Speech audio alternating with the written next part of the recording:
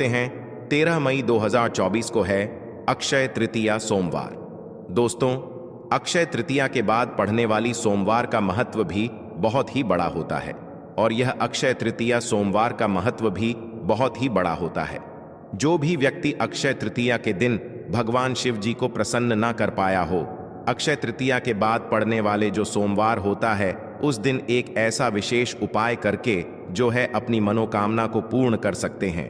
तो सोमवार के दिन आप लोगों को 7 लौटे जल वाला उपाय जरूर करना है, क्योंकि दोस्तों ये एक ऐसा उपाय है जो कि इस उपाय को करने के बाद दोस्तों आपको पूरे साल कोई और उपाय को करने की जरूरत नहीं है, क्योंकि सबसे बड़ा और सबसे नया यह उपाय पंडित जी ने अपनी अभी की सीहोर की कथा में ही बताया है। मैं जिस उपाय को आज हम आपको बहुत अच्छे से समझाने वाले हैं, इस वीडियो को देखने के बाद इस उपाय को समझने के लिए आपको कोई और वीडियो को देखने की जरूरत नहीं पड़ेगी। तो चलिए दोस्तों, उपाय को शुरू करते हैं। देखिए, यह दिन इतना खास होता है, इतना महत्वपूर्ण होता है। देखा गया है कभी कभी बड़े बड़े पूजा पाठ अनुष्ठान से जो मनोकामना पूर्ण नहीं होती है, वह अक्षय तृतीया सोमवार के दिन एक छोटे से उपाय करने से ही आपकी मनोकामना पूर्ण हो जाती है। और बहुत सारे लोगों ने इस उपाय को किया भी है और उनको इस उपाय को करने का फल भी जरूर मिला है। अगर आप लोग भी इस उपाय को अक्षय तृतीया सोमवार के दिन करना चाहते हैं तो आप इस उपाय को पहले अच्छे से समझ लेना, सुन लेना, उसके बाद करना। आपको इस उपाय का फल जरूर मिलेगा और इस उपाय को करने से आपके घर में चाहे किसी भी प्रकार की दुख और समस्या क्यों ना चल रही हो, आपको उसका कारण भी नहीं पता है कि भाई यह समस्या किस कारण से चल रही है। उसका कुछ भी कारण हो सकता है, जैसे पितृदोष हो सकता है या किसी भी तरह का मंगल दोष भी हो सकता है, और भी बहुत तरह के दोष होते हैं, कुछ भी हो सकता है। पर आपको इस उपाय को करने के लिए अपने दोष को पता लगाने की भी जरूरत नहीं है। अक्षय तृतीया सोमवार के दिन इस 7 लौटे जल वाले उपाय को आप लोगों को कर लेना है। दोस्तों, अब हम समझते हैं इस वाले उपाय को हमें करना किस समय है, ये भी आप लोग जान लीजिए। देखिए, इस 7 लौटे जल वाले उपाय को करने का जो समय है वो सीधी सी बात है, सुबह का समय है, प्रातः काल का समय है। वैसे दोस्तों, सोमवार के दिन का जो समय होता है, पूरे दिन मंदिर खुले रहते हैं, पूरे दिन आप लोग उपायों को भी कर सकते हो, इसमें कोई दिक्कत वाली बात नहीं है। जरूरी नहीं है आप इस उपाय को सुबह के समय ही करो। सुबह के समय किसी कारणवश अगर ना भी कर पाओ तो भाई 12 बजे तक भी अगर आप उपाय को करोगे ना, तो भी आपको इस उपाय को करने का फल मिल जाएगा, क्योंकि सोमवार के दिन भगवान शिव जी पूरे दिन अपने मंदिर में बैठे रहते हैं कि कौन भक्त आएगा, कौन हमको प्रसन्न करेगा और हम कब उसकी मनोकामना पूर्ण करेंगे। दोस्तों, इस दिन भगवान शिव जी इतना कुछ प्रदान करते हैं जितने की हम कभी कल्पना भी नहीं कर सकते हैं। इसीलिए आप लोगों को इस मौके को तो अपने हाथ से नहीं जाने देना चाहिए। तो अब हम समझते हैं दोस्तों, यह 7 लौटे जल वाला उपाय आखिर आप लोगों को करना कैसे है। देखिए, विशेष रूप से कोशिश करना इस उपाय को आप सोमवार के दिन सुबह सुबह कर लो, पर किसी कारणवश ना कर पाओ तो फिर थोड़े लेट भी कर सकते हो, है ना। और पहली मुख्य कोशिश आपकी यही होनी चाहिए कि घर की जो माता बहन होती हैं उनमें से कोई एक यह वाला उपाय करें। मतलब कि अगर माता बहन उपस्थित ना भी हो तो भाई उस स्थान पर फिर घर का कोई बड़ा जो पुरुष हो, भाई वह भी इस उपाय को कर सकता है, कोई दिक्कत वाली बात नहीं है। पर घर के सभी सदस्य को इस वाले उपाय को करने की जरूरत नहीं है। घर का कोई एक मुख्य सदस्य भी इस उपाय को करेगा तो इस उपाय को करने का फल उसके पूरे घर परिवार को जरूर मिल जाएगा। तो देखिए, 7 लौटे जल वाला उपाय है तो सीधी सी बात है कि इसमें हमें 7 लौटे जल की तो आवश्यकता पड़ेगी ही पड़ेगी। अब ये 7 लौटे जल हम लोगों को मिलेगा कहाँ से, हम लोगों को लेना कहाँ से, और इसके साथ में और कौन सी चीज है जो कि हमें उपाय में यहाँ पर काम आने वाली है। तो देखिए, सुबह के समय ही आप लोगों को जो है ये उपाय की तैयारी भी कर लेनी है ना। सबसे पहली चीज दोस्तों, इस उपाय में आप लोगों को 7 लौटे जल के साथ में एक बेलपत्र की भी आवश्यकता होगी। मात्र एक ही बेलपत्र की आवश्यकता होगी, इससे ज्यादा बेलपत्र की आवश्यकता नहीं होगी। अगर आपका यह प्रश्न आता है कि भाई हमारे पास बेलपत्र नहीं है तो क्या करें, इसका जवाब हम आपको वीडियो के एंड में देंगे, इसलिए वीडियो को पूरा ध्यान से जरूर सुनिए। तो देखिए, सबसे पहला काम आप लोगों का क्या रहेगा कि आपको यहाँ पर 7 लोटा जल तैयार करना है। यहीं पर आप लोगों के मन में बहुत सारे प्रश्न आएंगे कि ये 7 लोटा जल आखिर हम तैयार कैसे करेंगे? क्या हमें 7 लोटा जल अलग अलग लेकर जाना है या एक साथ लेकर जाना है? तो देखिए, आपको 7 लोटा अलग से लेकर जाने की कोई ज़रूरत नहीं है।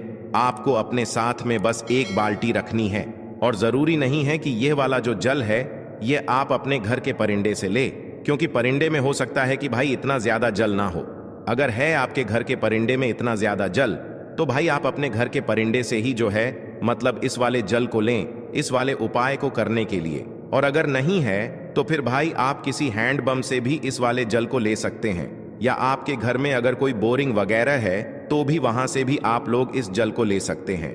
तो इस 7 लोटे जल वाले उपाय को करने के लिए आप लोगों को जो 7 लोटा जल लेना है वो एक बाल्टी में भर लेना है, जिसके अंदर 7 लोटा जल आ जाए। आपको अपने साथ में रखना एक ही लोटा है, बस अपनी बाल्टी के अंदर उतना जल भर लेना है कि भाई उस बाल्टी के अंदर 7 लोटा जल आ जाए, है ना। तो भाई उस बाल्टी के अंदर या जो भी आपके पास पात्र हो जिसके अंदर 7 लोटा जल बन जाए, आपको अपने उस पात्र के अंदर जल भर लेना है। और चाहो अपने साथ में एक खाली लोटा रख लो, चाहो तो उसे भर कर भी रख सकते हो, पर खाली रखोगे तो भी दिक्कत वाली बात नहीं है, क्योंकि आप अपने साथ में जल लेकर जा रहे हो, है ना। तो अपने साथ में एक लोटा रख लेना और जो है 7 लोटा जल जिसके जिस पात्र के अंदर अभी आपने रखा है उसे तैयार करके रख लेना।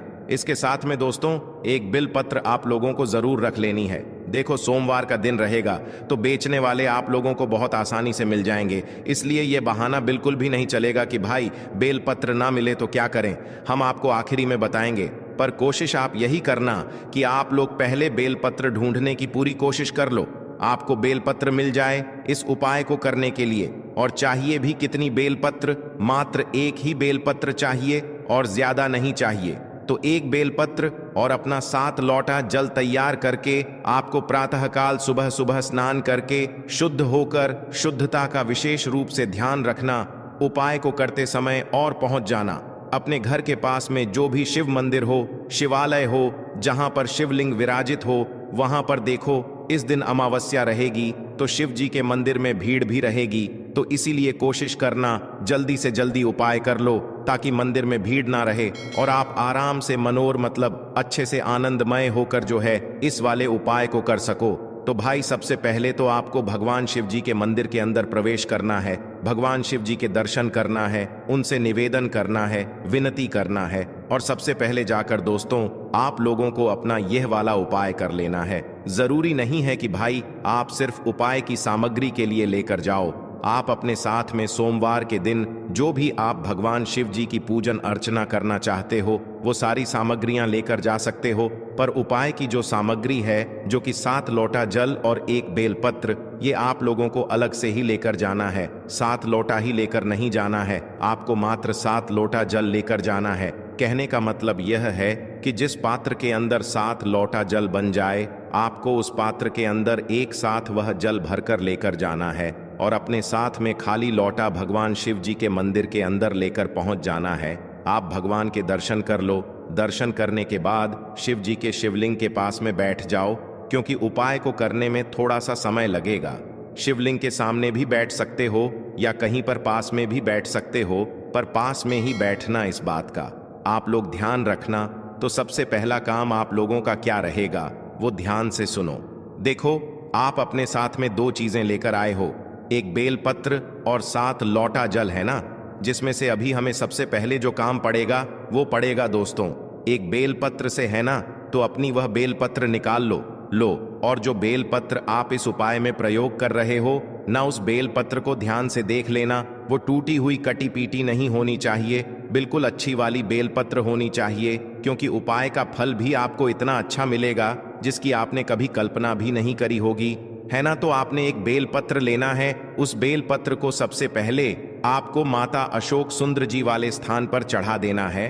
भगवान शिव जी का नाम लेते हुए माता अशोक सुंदर जी का जो स्थान होता है वो जलाधारी के बिल्कुल बीचों बीच में होता है, मतलब शिवलिंग होती है, शिवलिंग की जलाधारी होती है, जलाधारी के बिल्कुल बीचों बीच का जो स्थान होता है ना, वो होता है माता अशोक सुंदरी जी का स्थान। कहाँ पर होता है? माता अशोक सुंदरी जी का स्थान जो बिल्कुल जधारी के बिल्कुल बीचों बीच में होता है। ना वो स्थान होता है शिव जी की सबसे छोटी बेटी का।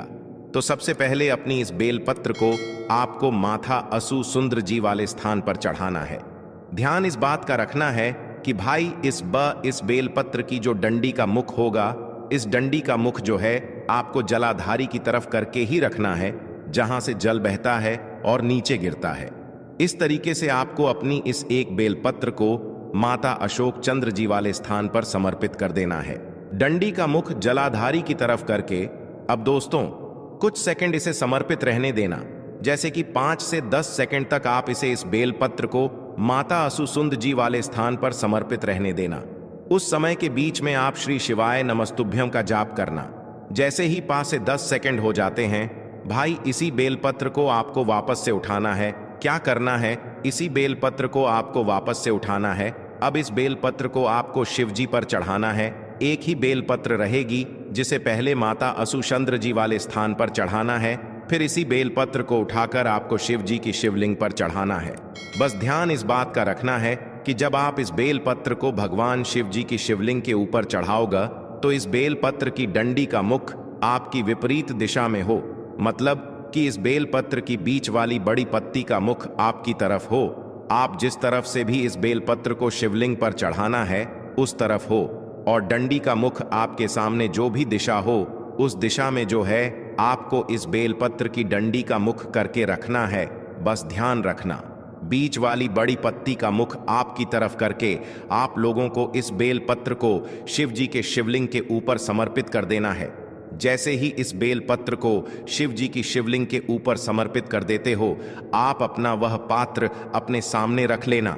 जिस पात्र में आप 7 लोट जल लेकर आए हुए हो वो अपने सामने रख लेना, और अपना वह खाली लोटा या जो भी भरा लोटा एक लेकर आए हो, एक ही लोटा लेकर आना है, ज्यादा लेकर नहीं आना है।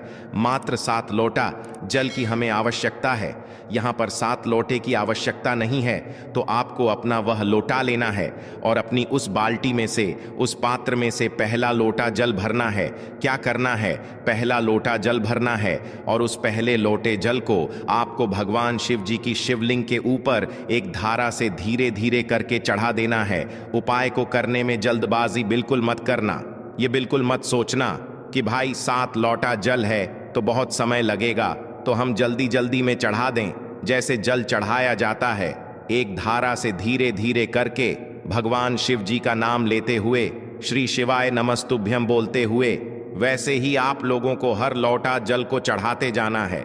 जैसे कि पहला लोटा जल आपने मतलब अपने पात्र में से भरा शिव जी की शिवलिंग के ऊपर करा और एक धारा से धीरे धीरे धीरे करके आप लोगों को चढ़ाते जाना है। श्री शिवाय नमस्तुभयम का जो है मन ही मन जाप भी आप लोगों को करते जाना है। पहला लोटा जल चढ़ा दिया, फिर दूसरा लोटा जल भर लो, दूसरा भी एक धारा से धीधी करके चढ़ा दो, फिर तीसरा लोटा जल भर लो, वो भी चढ़ा दो, फिर चौथा लोटा जल भर लो, वो भी चढ़ा दो, फिर 5वां लोटा जल भर लो, वो भी चढ़ा दो, फिर 6वां लोटा जल भर लो, वो भी चढ़ा दो, फिर 7वां लोटा जल भर लो, मतलब आखिरी वाला जो लोटा है उसको भर लो, और वो भी शिव जी की शिवलिंग के ऊपर एक धारा से धीरे धीरे करके श्री शिवाय नमस्तुभ्यम बोलकर आप लोग चढ़ा दो। जैसे ही आप लोगों के ये 7 लोटा जल चढ़ जाता है, अब आपके पात्र में जो भी बाकी बचा हुआ जल हो उसको चढ़ाने की जरूरत नहीं है। मात्र 7 लोटा ही आप लोगों को जल चढ़ाना है। इस बात का आप लोग ध्यान रखना। उस मतलब जो जल बचा हुआ है उसको आप अलग से रख सकते हो, है ना भाई। जैसे ही आप लोग अपना 7 लोटा जल चढ़ा देते हो, भगवान शिव जी की शिवलिंग के ऊपर सिर्फ और सिर्फ शिवलिंग के ऊपर ही ये 7 लोटा जल चढ़ेगा और कहीं पर भी नहीं चढ़ेगा। जैसे ही आप ये 7 लोटा जल शिवलिंग पर चढ़ा देते हो तो भाई अपनी जो बेलपत्र आपने शिवलिंग पर चढ़ाई हुई है, जिसके ऊपर अभी आपने 7 लोटा जल चढ़ाया हुआ है, भाई उस बेलपत्र को अब आपको उठा लेना है। भगवान शिव जी का आशीर्वाद समझते हुए, उनसे विनती और उनसे मनोकामना बोलते हुए, और इस बेलपत्र को उनसे मांग लेना है। शिवलिंग पर से इस बेलपत्र को उठा लेना है और उठाकर भगवान शिव जी का आशीर्वाद समझकर, भगवान से विनती कर कर, उनको धोख देकर इस बेलपत्र को अपने घर पर ले आना है। सोमवार के दिन ही जब आप इस उपाय को कर रहे हो तो अपने घर ले आओ इस बेलपत्र को। इस बेलपत्र को अपने घर पर लाकर किसी भी अच्छे और शुद्ध स्थान पर रख दो। जैसे कि भगवान जी आपके घर में जहां पर विराजित हैं उस स्थान पर जाकर आप लोग जो है इस बेलपत्र को रख दो। देखो, इस बेलपत्र को रखने के बाद जो है अभी आपका उपाय पूरा नहीं हुआ है। इस बेलपत्र को आप अपने घर में 11 दिन तक रखो और सोमवार के दिन से ही गिनना। जैसे ही 11 दिन आता है तो भाई उस दिन आप लोगों को अपनी इस बेलपत्र को उस स्थान से उठाना है जहां पर आपने इस बेलपत्र को अपने घर पर रखा हुआ है। फिर इस बेलपत्र को आपको किसी भी नदी, बावड़ी या तालाब या सरोवर के घाट पर लेकर जाना है। मतलब इस बेलपत्र को आपको विसर्जन करना है। आप है ना किसी भी बहती हुई नदी में या बावड़ी में या तालाब में या सरोवर में, वहां पर जाकर जल के अंदर इस बेलपत्र को प्रवाहित कर देना है, विसर्जन कर देना है। अगर नदी, बावड़ या तालाब ना मिले तो किसी भी वृक्ष के नीचे, चाहे बेलपत्र का हो, चाहे आंवले का हो, चाहे पीपल का हो, किसी भी बेलपत्र के या किसी भी वृक्ष के नीचे आप लोग इस बेलपत्र की पत्ती को ले जाकर विसर्जन कर सकते हो और भगवान से अपनी मनोकामना बिल्कुल बोल देना।